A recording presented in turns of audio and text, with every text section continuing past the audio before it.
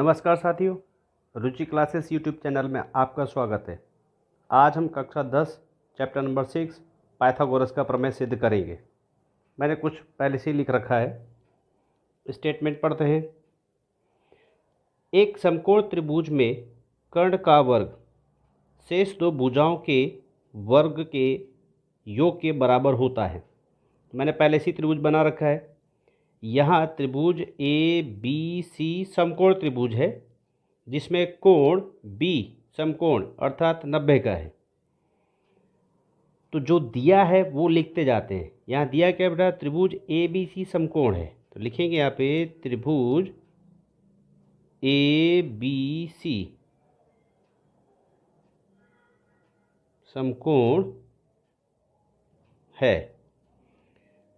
कोण बी, कोण बी बराबर 90, समकोण माना हमने 90 का है। अब समकोण त्रिभुज में 90 के सामने वाली भुजा को कर्ण कहते हैं, ये भी लिख देते हैं। तो 90 बी है, बी के सामने की भुजा है ए सी, अर्थात ए सी कर्ण है। रेखाखंड ए सी कर्ण है। उपपत्ति सिद्ध क्या करना है आपको, सिद्ध करना है। यहाँ पे ध्यान से देखिए, कर्ण का वर्ग, कर्ण कौन हो गया हमारा, ए सी, कर्ण का वर्ग शेष दो भुजाओं के। अब कर्ण ए सी को छोड़कर इस त्रिभुज में शेष भुजाएं बची कौन सी, बची ए बी, यानी A B square plus B C square के ये दो भुजाएं बची हैं, इसके वर्ग के योग के बराबर होगा। पहली भुजा बची बेटा ए बी स्क्वायर प्लस दूसरी बची बी सी स्क्वायर। ये आपको सिद्ध करना है। अब सिद्ध करने से पहले हमें कुछ रचना करना है। हमने यहाँ से बी में से एक लंब खींचा डी, बी डी क्या हो गया, ये लंब है, तो लिखते जाते हैं रेखाखंड बी डी। उपपत्ति में लिखेंगे रेखाखंड बी डी, यह लंब है, उल्टे टी को लंब कहते हैं। लंब है किस पर है, ए सी पर। लंब की खासियत होती है कोण से निकलता है और भुजा पर गिरता है। जिस भुजा पर गिरता है उसे आधार बना देता है और वहाँ समकोण की रचना करता है वो। यानी यहाँ बी सी पर ए सी पर गिरा तो ये कोण समकोण हुआ, ये 90 का हुआ, लेकिन इसके लिए त्रिभुज अलग बना। अब बी डी लंब होने की वजह से मुख्य त्रिभुज ए बी सी के अंदर दो नए त्रिभुज बने। पहला बना ए डी बी, इसमें कोण डी 90 का है। दूसरा बना सी डी बी, इसमें भी ये कोण 90 का है। इन दोनों त्रिभुजों की तुलना मुख्य त्रिभुज ए बी सी से करना है। ठीक, तो यहाँ पे एक और चीज़ हमें दिखाई दे रही है, वो भी लिख देते हैं। डी जो बिंदु है वो बी सी के ए सी के बीच में है, यानी ए डी सी होगा। अब डी बीच में है तो ए सी के दो टुकड़े हो गए। हम बोलेंगे ए सी के दो टुकड़े कौन कौन से, तो ए सी बराबर ए डी प्लस दूसरा टुकड़ा है सी डी होगा। ध्यान रखना है, इसे हमें इस्तेमाल करना है। इसे अब जो त्रिभुज बने उनकी तुलना करनी है बारी बारी से मुख्य त्रिभुज के साथ। तो पहला त्रिभुज बना हमारा ए डी बी, त्रिभुज ए डी बी और त्रिभुज ए बी सी में इनकी तुलना करनी है। अब त्रिभुज ए डी बी में 90 का कोण है डी और मुख्य त्रिभुज ए बी सी में बी 90 का कोण है बी। तो हम कहेंगे त्रिभुज ए डी बी में कोण ए डी बी बराबर होगा, ये 90 का है तो मुख्य त्रिभुज में कौन है 90 का, ए बी सी समकोण है दोनों, इसलिए बराबर हैं, समकोण हैं। अब छोटे त्रिभुज ए डी बी में ये कोण ए है, मुख्य त्रिभुज ए बी सी में भी कोण ए है, उभयनिष्ठ है, दोनों में है। तो कोण ए बराबर कोण ए। उभयनिष्ठ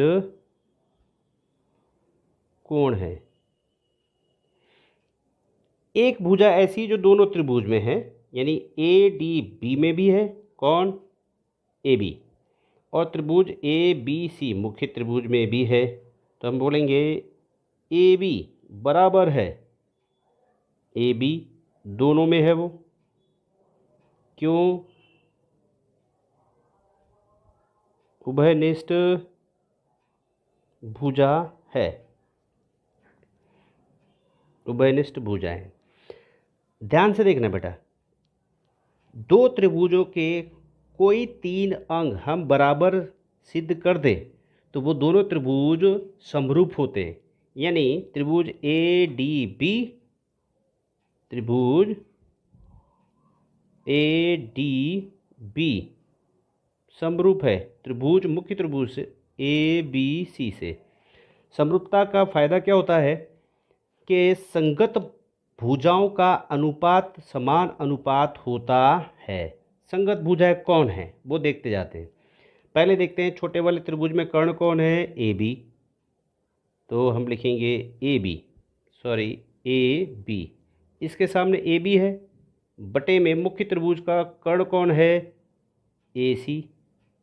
पूरे प्रमेय में यही मुख्य मुद्दा है जो बताने जा रहा हूँ। देखो अब इसके बटे में आपको ये ले लेना है, यानी ए डी बटे में ए बी, तिर्यक गुणा करते हैं हम, तिर्यक गुणा करते तो हो जाएगा A B into A B, यानी ए बी स्क्वायर बराबर A C into A D, A C into A D.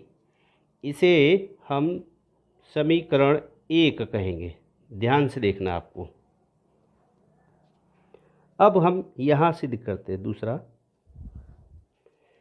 इसी प्रकार से अब त्रिभुज सी डी बी लेते हैं जिसमें कोण डी समकोण है। ठीक, अब लिखते हैं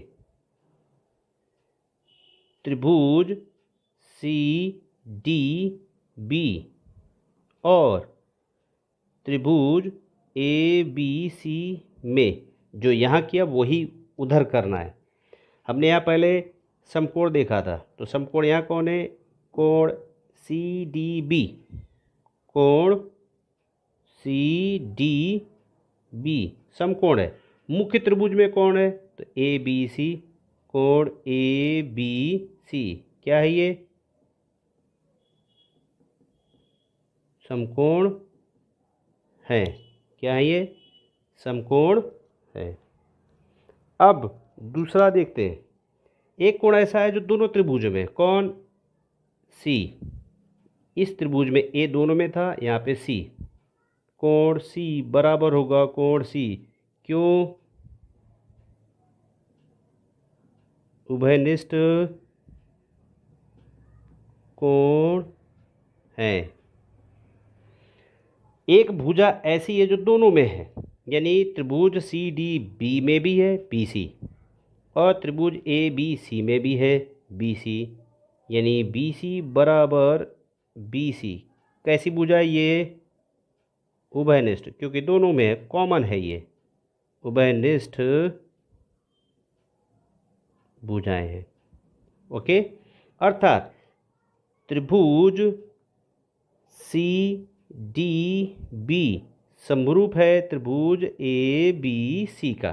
ठीक, अब समरूपता का सिद्धांत लगाते हैं कि समरूप त्रिभुजों में संगत भुजाओं का अनुपात समान अनुपात होता है। तो कर्ण से ही शुरू करते हैं। छोटे वाले त्रिभुज सी डी बी में कर्ण कौन है, बी सी, कर्ण कौन है, बी सी, चलो यहाँ लिख देते हैं बी सी। मुख्य त्रिभुज में कौन है, ए सी।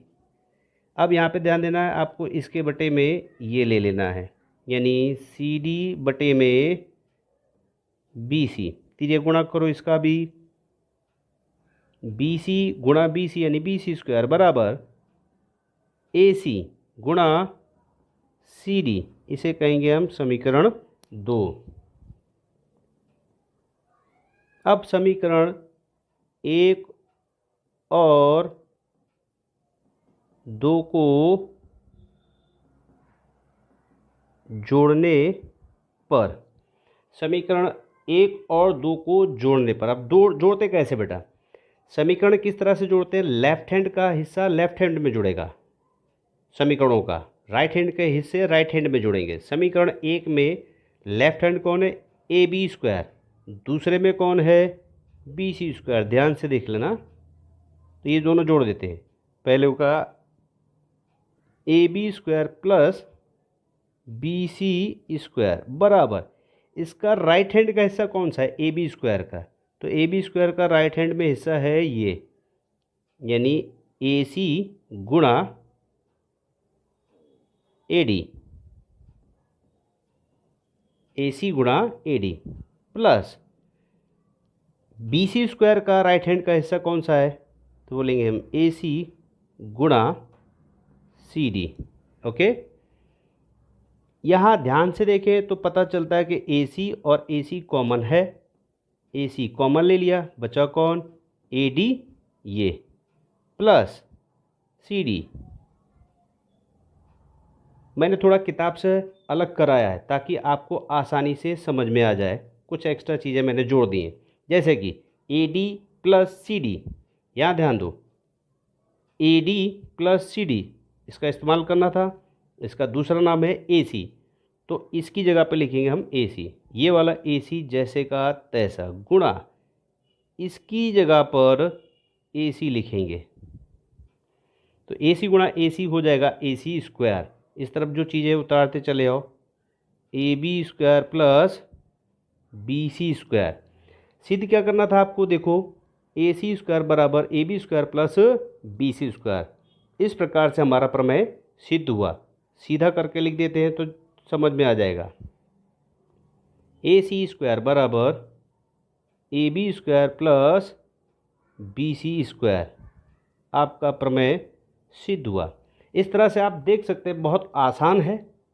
एक बार दो बार लिखने से ये आपको याद भी हो जाएगा और समझ में भी आ जाएगा। Thank you for watching.